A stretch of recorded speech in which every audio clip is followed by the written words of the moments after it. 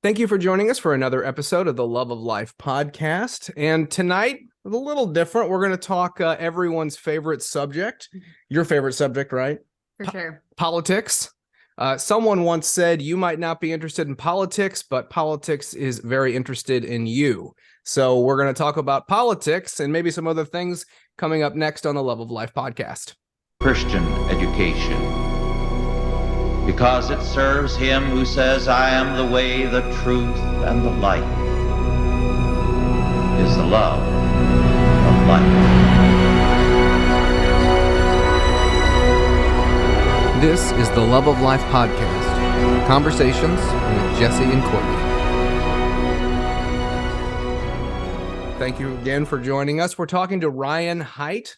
Ryan is the communications director of the Phyllis Schlafly Eagles, and he's coming to us tonight from the cesspool of Sodom, also known as the Swamp, or Washington, D.C. Ryan, how you doing? Thanks for coming on. I'm doing well, Jesse and Courtney. Thank you for having me on. I appreciate being here. Absolutely. So you are currently in Washington, D.C. Tell us, because this correlates, tell us why you're there, and then, of course, get into a little bit of what you do for a living. Sure. Well, we actually have offices in a couple different places. We've got some in the St. Louis area, and then, of course, we've got one out here in D.C. Phyllis Schlafly, if anyone's not familiar, she touched on so many issues across the political spectrum, most of which had to do with either the Constitution, sovereignty, the Republic, and understanding of that, or pro-family, pro-life as it relates to Christian values, essentially. You know, the created in the image of God is the reason that we're pro-life, or traditional marriage. This is God's prescription, and it works. And socioeconomically, this is why we recognize it. So those two different directions have touched a lot of lives and a lot of issues. And as a result, she built a huge presence. Now, of course, Phyllis passed away here in 2016, but she left behind an incredible legacy, a huge body of work, 70 plus years in public life across a whole range of issues. So thankfully, she left behind a nest egg and the ability for us to keep fundraising and moving forward, because it is very important to talk about a lot of these issues from the traditional American, the traditional conservative values, which we derive from Judeo-Christian ethics. It's very important to keep doing that. So I trip out here to DC, even though I'm based in St. Louis, several times a year. And I'm here this week to talk about patents and intellectual property. So we've got an event that we do annually on that, which is kind of a niche thing that a lot of folks, it's not on their radar, but it should be, because it is very uniquely American. And actually, it's one of the reasons that America is as prosperous as it is today. So it's a really neat subject to kind of trail off into, even though it's not your average, pro-life or pro-marriage or whatever it is, arguments that we typically hear. It's a really neat one. So it just, speaks to the depth and breadth, in my opinion, of Phyllis Schlafly's legacy in American politics. So she hired me directly. I worked for her for several years before she passed away. I'm very happy to still be here, working with the succession plan, the leaders that she put in place. And that's it. I got here by way of campaigns and elections, and now I just get to yell at everyone because I work on issues on a nonprofit. So it's kind of freeing. I don't have to be for one person. I can just go for the issues. It's really nice. Sure. And you've been there a long time. That's right. This fall is my 10th anniversary here. Wow. It's the sign that you're getting old when you have a 10-year anniversary at a job, I guess. So. Yeah. Well, I mean, I guess I should also mention to the audience just that that we go back all the way to high school formative years, a long time ago. Yeah. Also, Ryan has a wonderful wife and 3 great boys who we get to hang out with. Not enough. It's seldom. It's infrequent, but we do need to be getting together with you guys again sometime soon. Yeah, absolutely. So let's just go back to politics. Why do politics, especially for the Christian, matter? This is one of those kind of topics, one of those subjects where some people have strayed and walked away. They're not interested. As I said, though, at the beginning, politics is very interested in us. And it also, it embeds itself in our life daily, really. I mean, there's something all the time going on that actually impresses upon us, on our lives, and who we are. So why do politics matter for the Christian? Well, I think this is actually a little bit of a uniquely American question that we're dealing with. And that's why I think it's so important that we get into politics, is because obviously politics and government, civic life, government is not king. Christ is the king. However, here in America, we are given an incredibly unique opportunity to be the sovereign. We don't answer to the sovereign. We are the sovereign. The government of the people, by the people, for the people. It really is tasked to us, the citizen of America, in an incredibly unique way that you don't find in any other historical nation ever. And it is a responsibility that each citizen has, a civic duty, these phrases that we don't hardly use anymore, to be involved, at least at a small level, to understand what's going on, to go and exercise your right to vote a couple of times a year. And then, maybe there's some meetings and some causes you want to show up for in an extra way, but all of us have a responsibility as citizens. So when you understand the scope of what it is to be an American citizen, that really kind of lets you know if Christians are to be, leaders, if we are to lead for Christ, if we are to change our community around us, advancing the gospel. I mean, that what better way, what more important way than here in America, exercising that duty, that responsibility of citizenship that we have. Go and do it. It's not that you have to run for office, every single one of us, and not that we ought to legislate the biblical morality to the exact letter, but it is an incredibly important thing for Christians in the United States of America to be involved in politics, in my opinion, for that express reason. This is something that is given to us. And, I hear a lot of people get into Romans, talking about this and answering to the government and this and that. I'm like, let's remember a key thing here, though. Those people that we sent there who are making money off of us, they're not the government. We are the government. They are our representatives. So what are you supposed to do? Submit to yourself? I mean, this gets a little bit of a different dimension when you start realizing we're not just talking about, the King of England. We're talking about we the people. This is a very different thing to talk about. So I think that kind of alone is a really good reason to dive off into why Christians of all people should be involved at a better level of understanding and voting at the very least, if not actually traipsing into the political realm. Because what would we want to do? Leave it to who's there now, who I'm surrounded by. I'm 2 blocks away from the Supreme Court and the Senate office buildings, and it's not exactly, a shining example of decency around here. But like you said, it's the swamp. Although it's mild this week, it's only 80 degrees. It feels quite lovely. Oh. It'll heat up though when Congress comes back in session. Sure. Yeah, that's right. Well, that also begs the question. You say we can vote. Does it make a difference? Yes, it does. Expound and the reason that it doesn't, well, the reason it doesn't make a difference now is because for far too long, too many haven't. Too many have completely unplugged. And as a result, what I would call the administrative state has just ballooned and taken over. The executive branch, I mean, and we'll go back to Schoolhouse Rock here, how a bill becomes a law. There's the executive branch, legislative branch, judicial branch. We have over the years, and I would argue this isn't just we the people, the American citizen have given up space.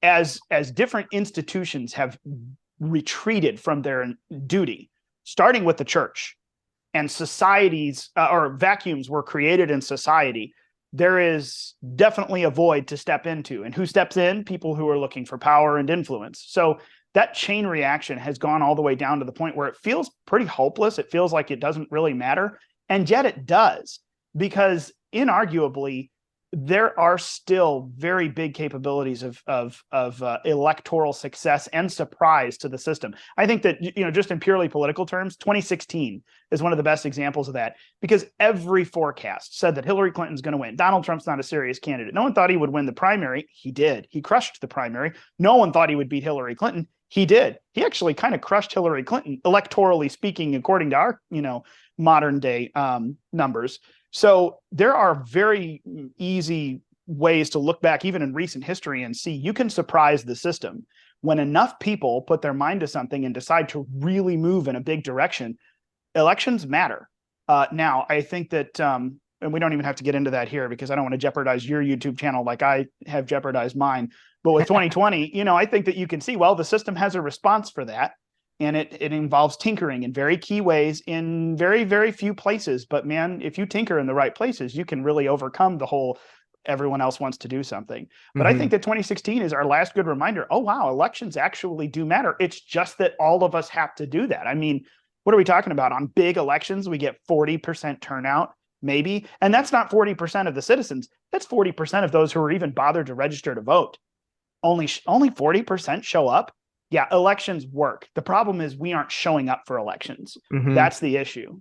Yeah. Well, so far our podcast has 0 strikes against it, and I'm feeling a little left out. So let's delve just a little bit into it. I'm feeling like we can I'm at not least going to afford call one myself the strike. strike master, but bring it on. Let's do this. Whatever. So, okay, just kind of talking. We don't have to stay in 2020 by any means, but looking at that last election, as people that forget candidates for a second, as a voter, I feel very despondent, as do many people, when they feel like perhaps maybe the system is really just rigged against us, against the voter. I mean, we really haven't gone into this too much on our podcast or really said anything particularly about this particular election, which was, hotly debated and people have their own thoughts on it. Fine. Mhm. But, as a voter, I feel quite disenfranchised at this point, as do I know many. So what does someone who, like us, shares conservative Christian values and ethics, who wants to vote for, at least pragmatically, a candidate who is maybe decent, a C- perhaps on the score sheet, how do we not feel like 2024 and beyond is going to completely be looks like we're winning for 3 hours. We're going to stop the count. We're going to stop the vote. And lo and behold, at 2 a.m, now we're losing. How does that write its course? How do we write the course on that one? Because I feel like even if more people showed up to vote, how do we overcome a machine that says we're going to stop the vote and we're going to add however many votes we need to this count, and we're going to still beat you even if 100% of Christians showed up? And I mean Christians who understand politics and, aren't left-leaning and have decided that, killing babies is somehow coherent with the word of God, and, made these weird rationalizations. Long question. I think, my apologies. That's okay. No, I mean, it's a long question, but you already touched on the answer in there. When you call it the machine, that's the whole point. If you think of it in that analogy of being in front of a machine, if you're supposed to, as the person, or a group of people managing the machine, if you're supposed to make sure at different points along this assembly line that this is happening, this is happening, this is happening, if you just stop paying attention to parts of it, once it piles up and way down this assembly line process, you start to see this massive, nasty pileup. You can't just right here fix it. You have to go back likely and clean up all this other stuff. So I would say likewise, I'm not actually sure that there's just we all show up at the same time and vote and it works out fine. I think there's more to do than that, because we have far more time than is possible for that solution. We just let this go on and we are where we are. So I really don't know if just everyone showing up to vote suddenly fixes it. There's more that we have to do now. So Okay. Yeah, the hurdle that we have to jump is pretty big, because we have for so long stopped running. We just stopped running the race. Well, now you got to play catch up. And Yeah. I think that's where we are. But again, I think that actually, to go back to 2016, I think this actually shows how one thing can matter. For 40, for instance, for 40 years, we are beating our heads against the system to try to overturn Roe v. Wade. This is the primary goal of the pro-life movement. All it takes is one wild-haired president who no one thought would be that conservative to install 3 people. Granted, he had the opportunity to install 3 on the Supreme Court. Usually it's 2, sometimes only 2 over the course of 2 terms. So he really did have a golden opportunity. But hey, he did 3 things, and that has changed abortion policy in America for the next 2 generations, simply because of how the Supreme Court works. So if you get someone who gets that kind of wild hair and suddenly starts just bull in a china shop, shutting down federal agencies that shouldn't exist, stripping down the ones that should exist to 0 and making them come back on a 0-based budget, if you get someone who really gets a wild hair, it's possible to actually take some big chunks out of the system. Because again, the biggest bloat right now, really, I mean, Congress is slow, but Congress is supposed to be slow. The judiciary doesn't have a lot of power, but it's not supposed to necessarily have a lot of power. I think I would probably be inside most of conservatives' agreement when I say that the executive branch, the administrative, this is where most of the bloat has happened. We just do things, and we have bureaucrats and appointees. No one's elected over here. They're all unelected. They're all unaccountable. And they just, it's turned from service into a career. Even the military has become part of that executive branch bloat. So I think that there's a lot that we're going to have to do. And there are good ways that you can get someone there who can help you get really far down. But it's going to require, I think, more than elections at this point. Because to your point, how do we not just have 2020 over again? I mean, we're going to have to find people from the government end, from the federal end, who are willing to come down hard on states that are disenfranchising their citizens and their voters. We're going to have find people who will literally show up, maybe not quite with torches and pitchforks, but show up to hold their county election boards' feet to the fire. And it's going to have to be lots of, county election boards, lots of counties. It can't just be one or two. But I mean, it's going to require major pressure, major organization, grassroots level pressure on other people to come in. Maybe your Secretary of State doesn't care, but your Attorney General will care. Well, the AG can come in and start pushing around. It's just, again, it's kind of a multifaceted response. I don't think we're at the point where even 100% of Christians show up to vote and we change the whole thing. We have a lot to undo because we have let a lot of just bureaucratic bloat and nonsense pile up over the last 50 years, at least. Mm-hmm. So it's a mess to undo. I don't want anyone to be disillusioned by that, but is it worth it or not? That's the main question you got to answer. So what are some practical things that people, especially people that might live in some of those hot counties or states, what are things that they can actually do? How do they put pressure on, or what does that look like? How do you begin that kind of thing? Well, you got to do it together. You have to find other people and then organize together. That's the whole point. This is how civic involvement in America works, with leagues and protests and groups. And all of a sudden, when you can, with 10 of your friends, if you show up at the town hall meeting every month, you're the crazy guy showing up at the town hall meeting. But if you and 10 of your friends show up and everyone organizes together and is very thoughtful about it and shows up, all of a sudden, other people start, what are you doing? I want to be a part of this. And then it grows. And then all of a sudden there's 12 of you, there's 15, there's 20, there's 40, there's 50. And it's very credible, and it grows because generally people agree with each other on these kinds of things. And all of a sudden you've got some serious, I need to start listening to this group of people because this coalition could get me out of office if they want to. And that's the thing is it really is, it's a little more complicated than that to just be able to threaten someone with losing their position of power. But that's about the bottom line of it. If you have enough clout to potentially oust someone from office, bring another challenger in, to beat them, they're going to start paying attention to you. So the practical step, if you're very interested or concerned in something, I think you need to get together with other people who are like-minded. And that's the thing. There are a lot of groups out there, or maybe one needs to be started. And again, if we are the government, if we are the sovereign in the United States of America, then this shouldn't just be an afterthought of, well, I have this and this and this and this to do. Well, your hobbies don't exist if we don't have a free nation. Your hobbies can't get funded if we don't have a free market. Your family doesn't eat if we don't have, the free markets and the protection of basic rights. I mean, this is your job. And if you're not going to run it, then someone else is. And they're going to keep getting elected with them and their few friends. And then they're going to keep appointing other people who don't care about you, but they care about who put them there. And this is where we are now. Sure. What's it worth to you? There's nothing in your life that's a distraction other than, your family and your faith that ought to come above this necessarily, because this is going to come along and wreck all of those other things. It really is. This is the fourth, you, Jesse, you and I had the same upbringing in high school as far as that layers of government go. And this is the fourth layer of government. We've got the institutions of self-government, my responsibility directly to God.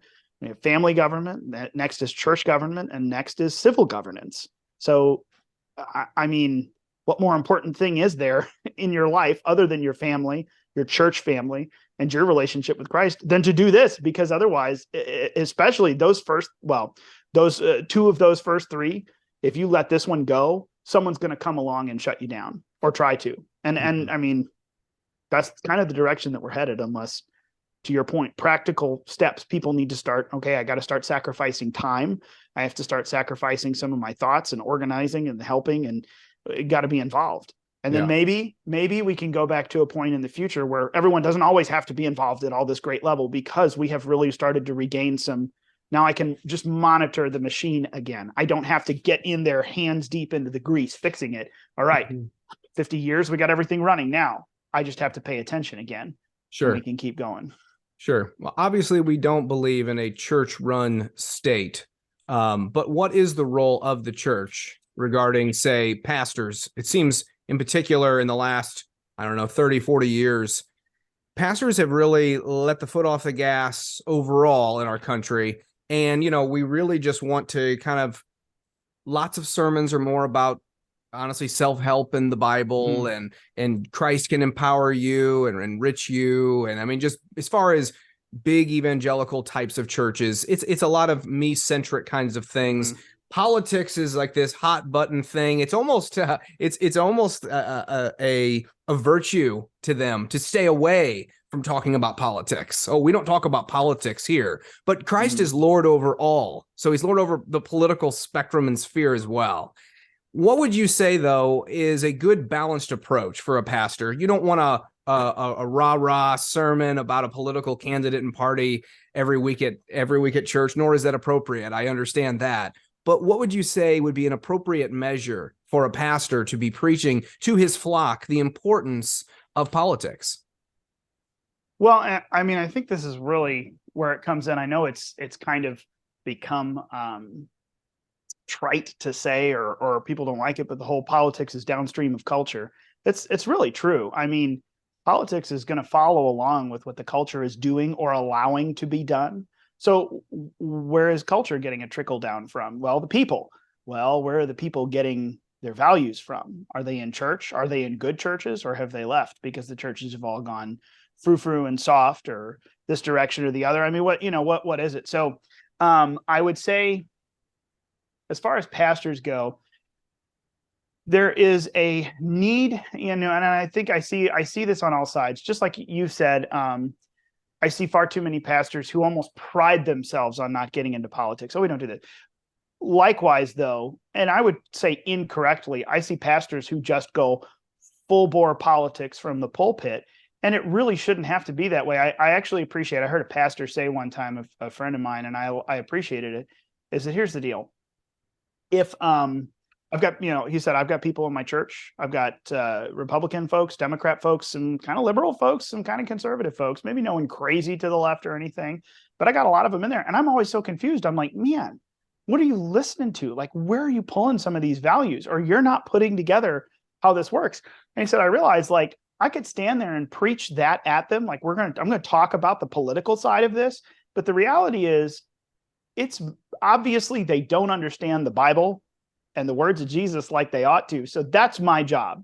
I need to be faithful to the word. I need to not let, off the gas when it comes to important things, because it is my opportunity to talk about value. So for instance, he hits the, I recall watching him at some point when a big spike was coming up. I don't remember what event it was, but it was something around the transgender movement was happening. And he talked about how, I don't remember what it was, but he made a comment about how essentially, yes, there is a very simple answer to this. We are all searching for purpose and identity, and you will never be able to identify yourself. Your identity is given to you by a master creator who loves you. This is what we need to tell people. It's not that we need to tell them you're wrong. It's not that we need to tell them this, that. We need to let them know you do have an identity. And guess what? I know who gave it to you, and you can too. Would you come and talk to him?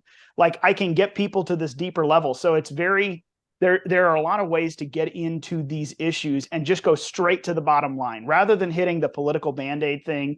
For preaching from the pulpit that we need state legislatures to pass certain laws to protect kids. Yeah, you could do that.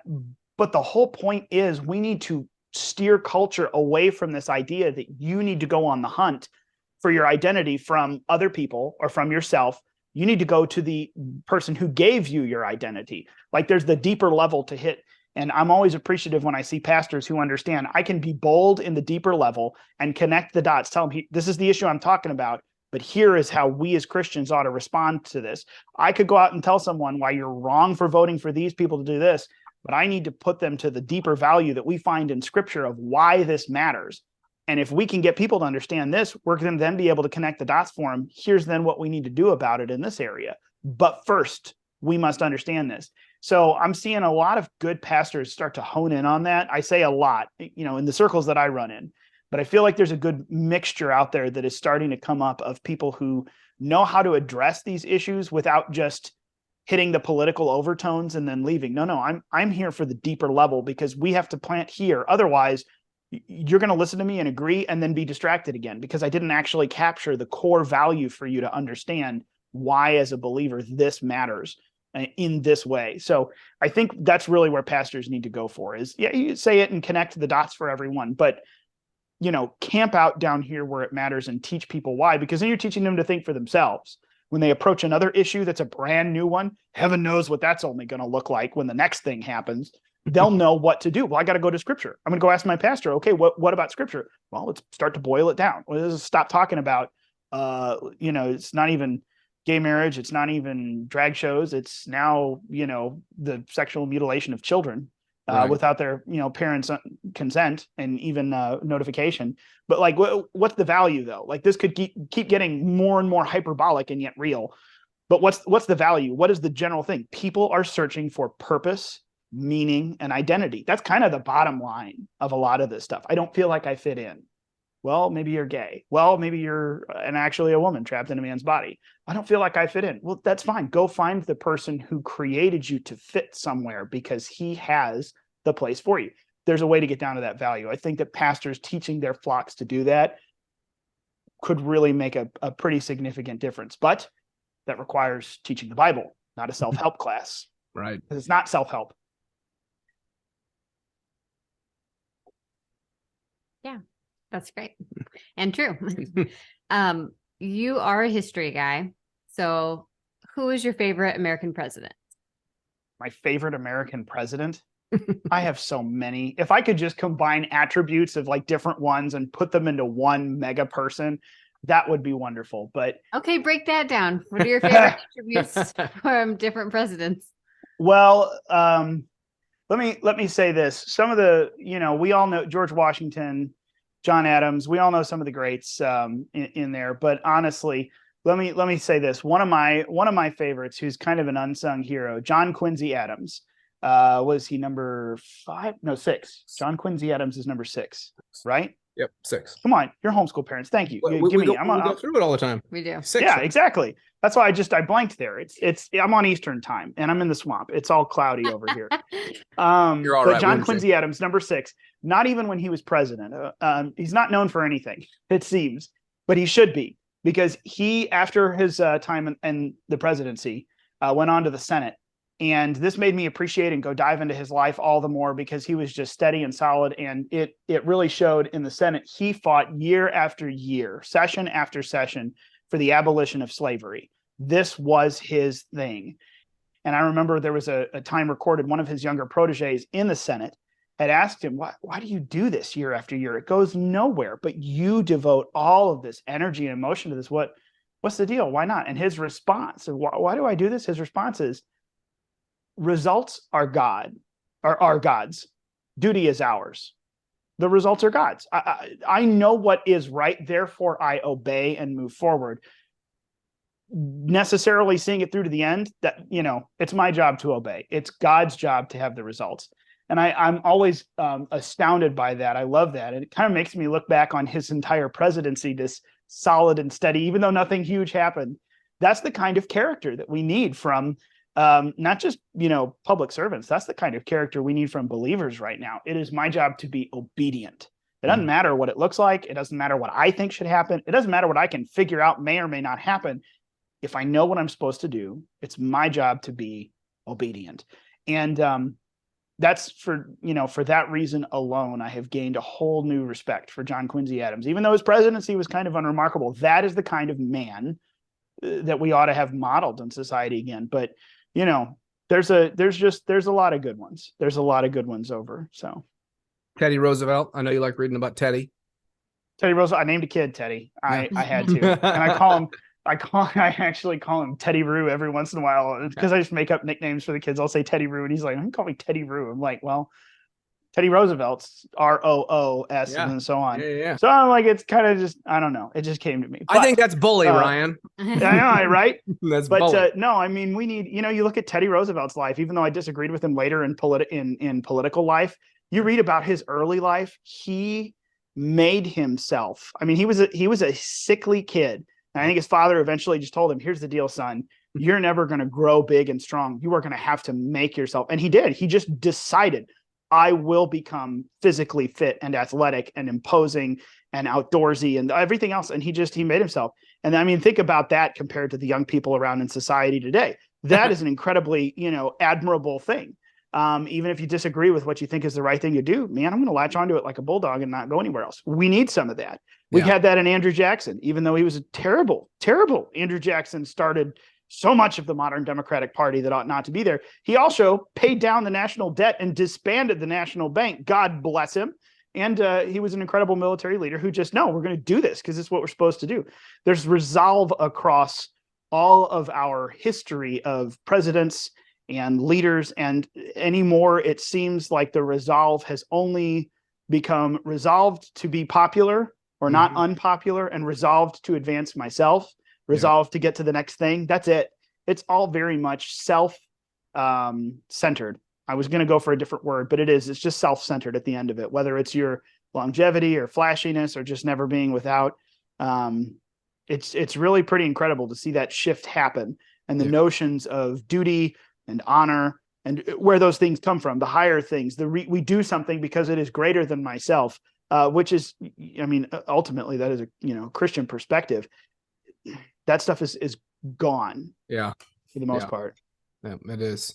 Talk to us just briefly here. We're coming to an end. Talk to us though about news and consuming news. It seems that much of the news is propaganda. It's misinformation. I know at one point I was a consumer of one of the news networks, and even as of late, I just don't find even a reason to watch them anymore. So for those like myself and others who are disgruntled about the news, is there any trustworthy either A, journalist, or B, news network that we can listen to and maybe find some verified information coming from them?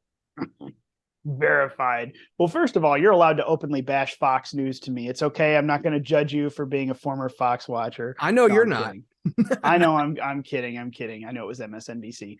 Yeah, that's right. My favorite. But my favorite is you're just a Rachel Maddow guy through and through every night. He pegged me. What I would say, first of all, cast aside the notion that you're going to find unbiased news. Unbiased news doesn't exist. And you know what? That's okay. I want my newsman to be biased toward the truth. Yes. I want my newsman to be biased toward the facts and hunting down what needs to be found. I think that's an important thing, an important bias to have. So in light of that, I would say that, I mean, I could sit here and name off, but here's the pattern to look for. There are some smaller networks that actually do a pretty good job, but if you find especially a group or an individual that gets ostracized, that is kicked out of their position, that is removed from the spotlight, that is often, and I'm not for bad reasons, when Don Lemon gets kicked off because it turns out he's harassing people from CNN, I'm not saying go follow Don Lemon, but when a Tucker Carlson gets booted from Fox News, and it all looks very suspicious because Tucker's constantly talking about stuff that no one else talks about. When a James O'Keefe gets removed from the organization, Project Veritas, that he created, the original hidden camera people who've overturned Planned Parenthood and Acorn and all these other awful places. When these people get removed from a position of influence, take a look. Because usually that is the system. That's the machine shutting down someone who is a very dangerous liability. So I don't always agree with Tucker, but I think that Tucker is one of the most important voices in news. I don't always agree with James O'Keefe, but I think that James O'Keefe is one of the most important voices, if not the most, in investigative journalism. Because if they are willing to hack off the wrong people who will come down like a sledgehammer, that person is probably on the trail of truth and transparency, whether they understand it, whether they're coming at it from the right worldview, they are at least pursuing transparency, finding what is, not what I want to see. And I think that that's a big pattern to look for. But I mean, that in mind, there are a lot of places that aren't bad. I just named 2 of them. Follow Tucker. I see they're trying to draft Tucker for president. I actually called that 2 weeks ago, just saying this is a little. What do you think the possibility of that is, But- by the way? Do you think that's just pipe dreaming, or do you think that? Well, that I have could my happen? own. I have my own pipe dream for media coverage for the GOP tickets in 2024, but we don't have to go into all of that here. It's my master plan for people to forget that the Democratic Party even exists, but that goes off into the weeds. But no, I think that Tucker is a good one to look at. There's a lot of good organizations like Newsmax, One America News. They still do a good job. There's some print ones as well that you can go to. The Epic Times is wonderful. I mean, it's, people don't really know about them, but it came out of the Free China press, basically, that got booted when communism took over China. They were pushed off. I forget if they went to Taiwan first, but the leaders of this Free China press ended up in Canada. And it was 50 years ago. And they're the originators of the Epic Times, really the dissidents that would not bend the knee to communism. It's a great paper. They are willing to go in depth on so many cool things. So there are great resources out there, both of our modern 24/7 American news cycle, variety, and of the longer form, traditional, investigative, 20-part in-depth journalism, kind of variety. They're out there. But look for whoever they are trying to shutter. And be quiet. You're probably going to find someone who's looking for the truth in all of the uncomfortable places for the machine. Right. Very good. Do you have any questions? You wanted to talk RFK Jr., didn't you? You wanted to talk about how great he is? That was not me. Okay. I was about to say, I think you're looking at the wrong person. I was gonna say, yeah. Well, I know it would be unpopular to talk probably about great things about RFK and maybe the political party he's a part of. But I think he's doing some really great things nonetheless, even though he's affiliated with a party that I think is far gone. I mean, apply my rule. Who is, well, I say my rule. Apply the rule that I just stated. It's not my rule. I didn't come up with it. But what's he doing? He is disrupting the system. He's asking the questions that no one on that side wants him to ask. A lot of people on the Republican side don't want him to ask. He's making accusations and pointing fingers that no one wants to talk about. I mean, again, I am not saying I agree with RFK Jr. and everything, but I have an incredibly high opinion of him and a high appreciation for him because he is making the people who ought to be made uncomfortable very uncomfortable by saying and asking things that no one in the machine wants him to ask. I say more power to him. Mm-hmm. It's a lot of fun to watch, that's for sure. Well, Ryan, thank you so much for coming on the podcast. You did me a favor tonight. You did us a favor tonight. I was on your show last week, which was a ton of fun. And it's delightful to have you on here and talk to you. I'm glad to be here. I appreciate being a part of it. I'm really grateful for what you all do. You have a lot of wide-ranging conversations. And anytime you want to go deep into politics, you know where I am. Absolutely. Well, stay safe in the swamp. I will try. I'll swim my way out in a couple of days here. But until then, we're going to go talk about some patents and intellectual property stuff. So lots of fun. All right. Yep. Thank you, sir. Thank you. Thank you for listening to the Love of Life podcast, Conversations with Jesse and Courtney. It is our duty through our schools to create a new one, a God-centered one. We are told in Proverbs 8, verses 35 and 36, "For whoso findeth me findeth life, and shall obtain favor of the Lord. But he that sinneth against me wrongeth his own soul.